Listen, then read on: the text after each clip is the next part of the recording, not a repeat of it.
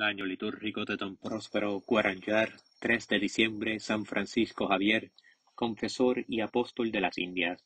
Habiendo sido los apóstoles los heraldos del advenimiento de Cristo, era muy conveniente que el tiempo de Adviento nos recordara a alguno de ellos. A ello acudió la divina providencia, porque, sin hablar de San Andrés, cuya fiesta cae con frecuencia antes del comienzo de Adviento, Santo Tomás se encuentra infaliblemente todos los años en las proximidades de Navidad. Más tarde diremos la razón por la que ha obtenido ese puesto preferente entre los demás apóstoles.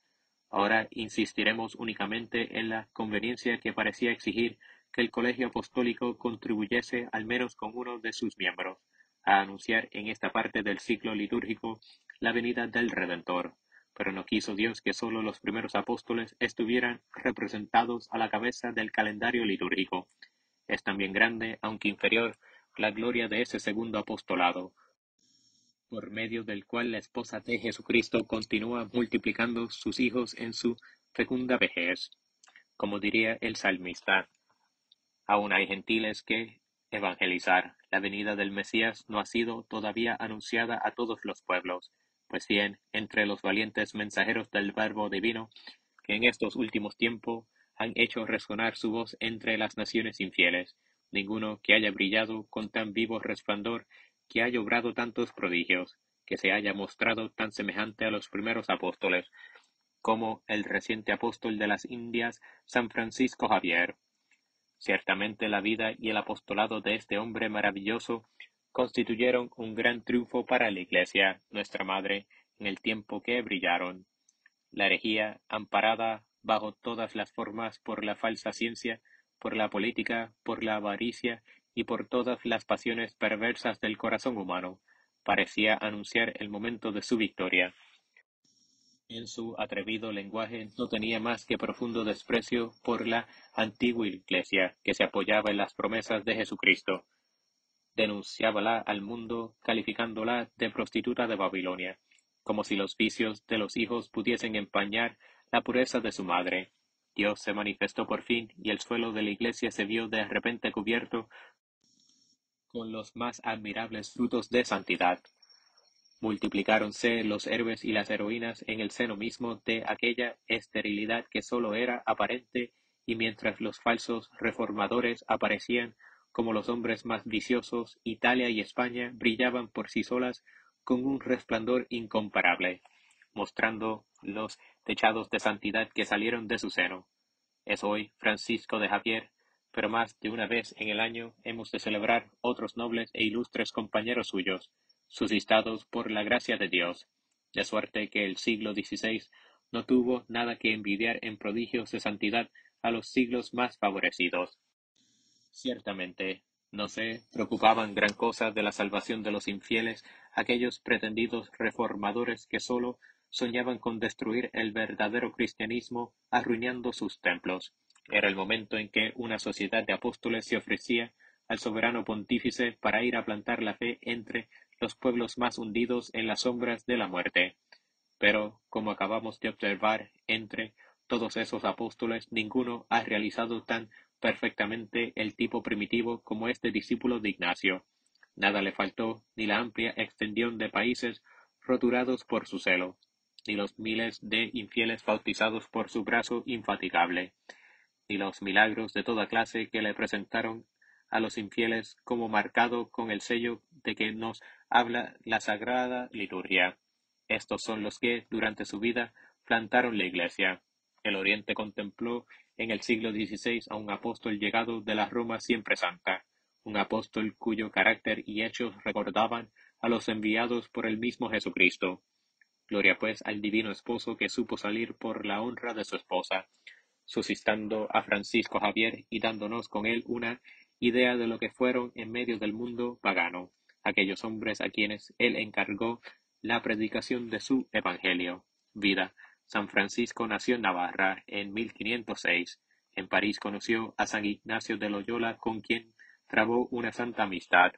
Después de fundar la Compañía de Jesús, envió el Ignacio a las Indias en 1542.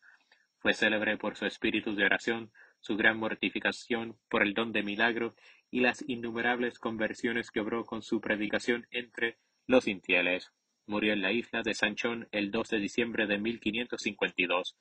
Su cuerpo descansa en Goa, India, y su brazo derecho se venera en la iglesia del Jesús de Roma. San Francisco Javier es patrón de la propagación de la fe.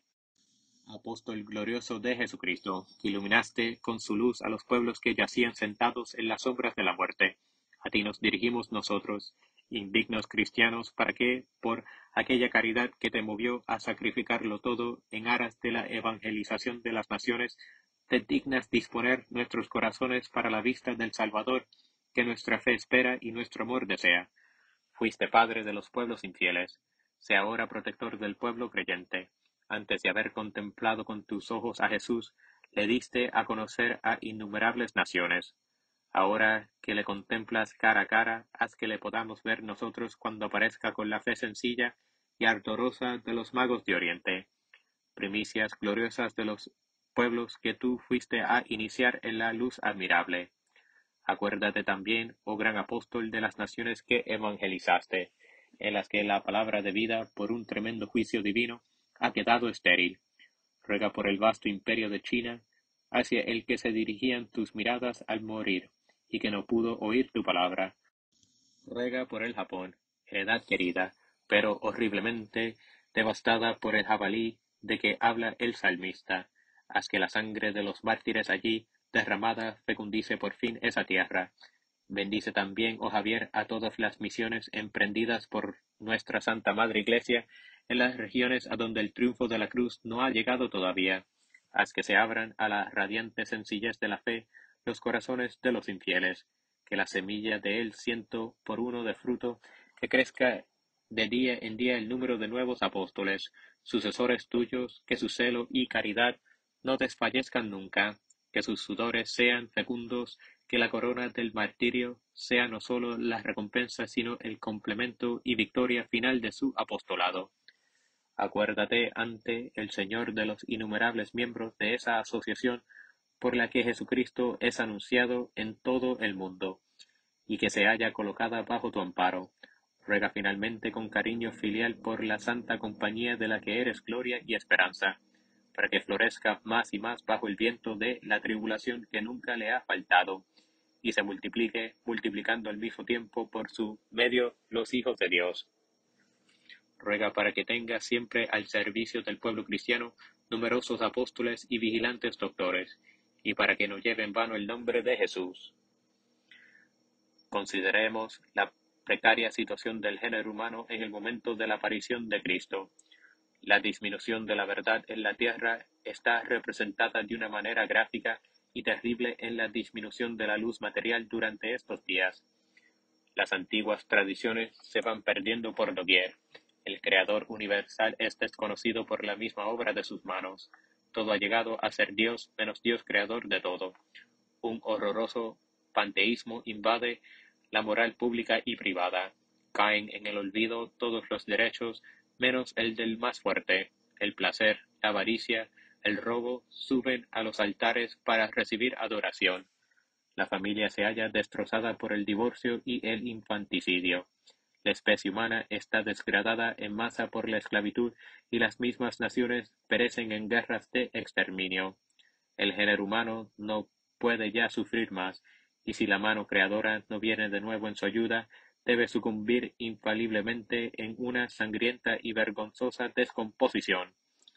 Los justos que aún quedan y que luchan contra el torrente de la universal degradación no podrán salvarle, porque son ignorados por todos y sus méritos no podrían, a los ojos de Dios, cubrir la horrible lepra que consume a la tierra.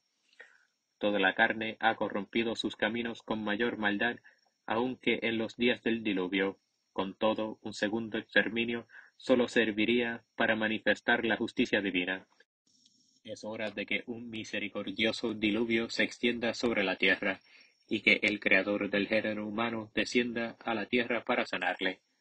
Baja pues ya, oh Hijo eterno de Dios, ven a reanimar este cadáver, a curar tantas llagas, a lavar tantas inmundicias, a poner la gracia superabundante allí donde el pecado abunda, y así después de haber convertido al mundo a tu santa ley, demostrarás a todos los siglos venideros que eres tú mismo, oh Verbo del Padre, quien bajaste, porque si sólo un Dios pudo crear el mundo, sólo la omnipotencia de un Dios podía devolverle a la justicia y a la santidad después de arrancarle a las garras de Satán y del pecado.